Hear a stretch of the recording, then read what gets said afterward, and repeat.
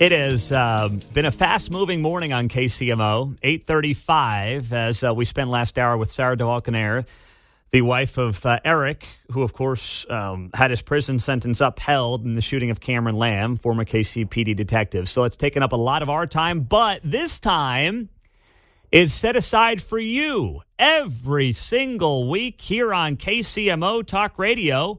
Let's roll. It's time for Tirade Tuesday on 95.7 FM and 710 AM KCMO. Are you talking to me? How dare you? It's morning, so it's Mundo.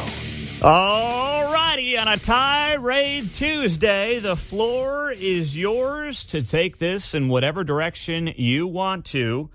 Let's go, and let's start it off with Chris, who is in Kansas City. Chris, good morning. Go ahead.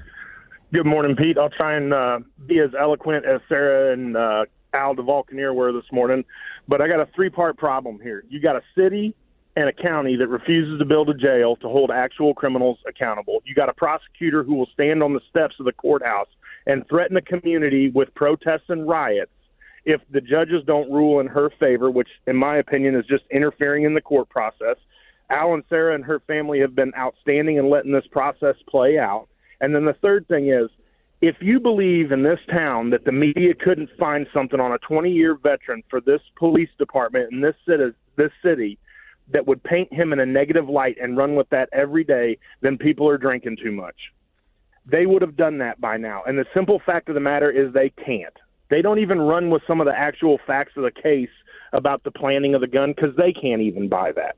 So to sit here and have people question whether or not Eric was in the right and that the county and Gene Peters Baker have sat back and just interfered in this at every turn, in my opinion, and I've been doing this job for 20 years too, is absolutely ridiculous.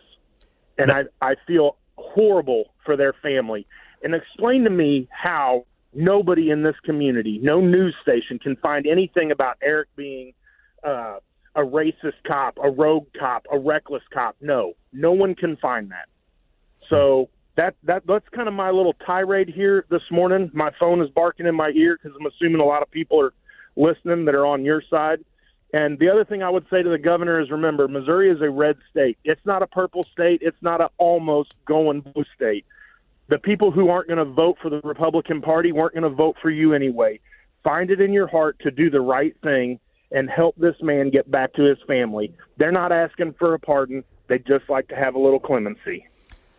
Oh, Chris, you don't want to build a jail, but you want to talk about giving people second chances. Here is a perfect man to give a second chance to.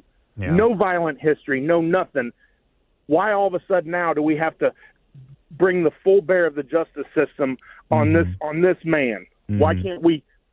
Why can't they practice what they preach a little bit more? Thank you, Chris. That is well said on many fronts. Thank you, Pete, for giving Al and Sarah the time this morning so that Eric's voice can be heard. I would have called in a little bit sooner, but I happened to have a phone conversation with the young man this morning. So keep up the good work. Please keep spreading this. We desperately need help from people like you. We will. Thank you very much there, Chris. And, more important, just one thing there that Chris said. The only thing I might even disagree with him on is when he said, well, Mike Parson has to realize this is a red state. This is not a red and blue issue. Do you care about what is right? Do you care about following facts? Or do you care about fitting a narrative? That's it. This is not red and blue. This is about doing what is right based on available facts. That's it. 913-408-7957 on KCMO Talk Radio as we roll through a Tirade Tuesday. Carl, go Independence. Hi, Pete. Well, before you were born, I was stabbed in the back. So I got drugged through the entire process. And I realized that in the Eric case that he did not go through a jury trial. But in my case, I watched them stack the jury by jury selection. So that's one aspect of many cases that people are not looking into. Mm-hmm. And there is also judge shopping is very, very common. Mm-hmm. Yeah. That is true. Thank you, Carl. Thank you. I'm glad you're fully recovered, by the way. Appreciate you, my man. There you go. Larry, Prairie Village, what's your tirade? Larry, let it rip. Okay, my tirade is this. I understand the United States getting behind the Ukraine. They're battling a major force, the Russian army. They can't handle it without our assistance. But I don't understand why we need to help Israel militarily when they've got the sixth most powerful military in the world. They've got nukes. They got it all. They need our help like a hole in the head. They've got it all handled. You don't think they can go over there and annihilate that bunch of ragtag terrorists with what they've got? Well, not when those terrorists are being funded by the Iranian regime, Larry. They still have nothing compared to what the Israeli army has. You know, we give them billions every year to pump up their military. Their military is massive. They need us. They need us to get in there and give them more money, like they couldn't handle it on their own. Larry, don't you think it makes sense? We've got one of the most important allies on the planet who just suffered its worst attack since the Holocaust. You don't think it's, the amount of money that we spend and, frankly, waste on nonsense in this country? You don't think some money for one of our important allies, most important allies in the most dangerous part of the world is, worth a little coin, Larry? It's like getting a billionaire a few million. Oh, come on, What do Larry. they need it? They don't need it. All right, Larry, that's fine. How many Ukrainian flags are flying outside of your house? 7 or 8? I have none, but I know that gets to you guys. You guys are so thin-skinned. You came up with the idea of snowflake. Oh, come on. My God, look in the mirror, buddy. Okay. My God. All right, Larry. You got 2 in there. You got 1 against Israel and 1 against me. So you got you're a bang very for your buck. delicate man. Oh, I'm a very delicate man. I wish my wife said that, Larry. Thank you, buddy. Okay. There you go. 913-408-7957 on a Tirade Tuesday. Victor in Parkville, go. Hey, good morning. Boy, Larry, boy. Jeez. Anyway, my tirade is against these woke snowflake college students being indoctrinated into communism out there protesting Israel when they couldn't even find it on a map. They're more concerned about pronouns and boys saying they're girls than they are about the barbaric slaughter of men, women, and children, including the raping of children and the beheading of babies. What the hell is going on with this country? Oh, that's right. They all live in Prairie Village next to Larry.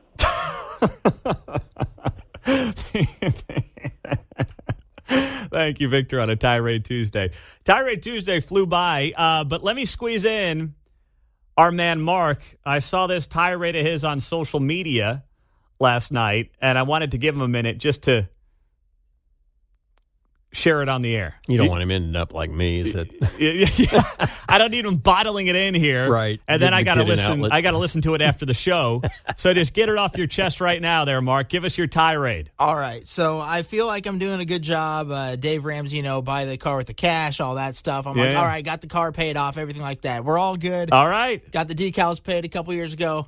And then every single year, end of October, early November, in the mail comes, you owe $700 so you can get a little sticker to put on your car. Every year.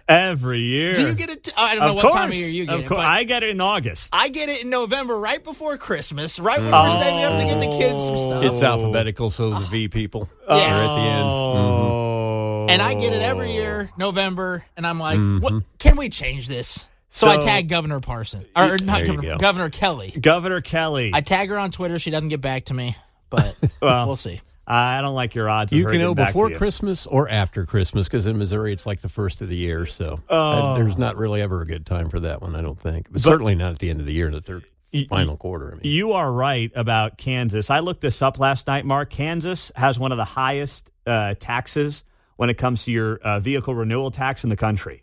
It is astronomical. You are spot on about that. One of my buddies in Minnesota said that he pays $32 for his. Yeah.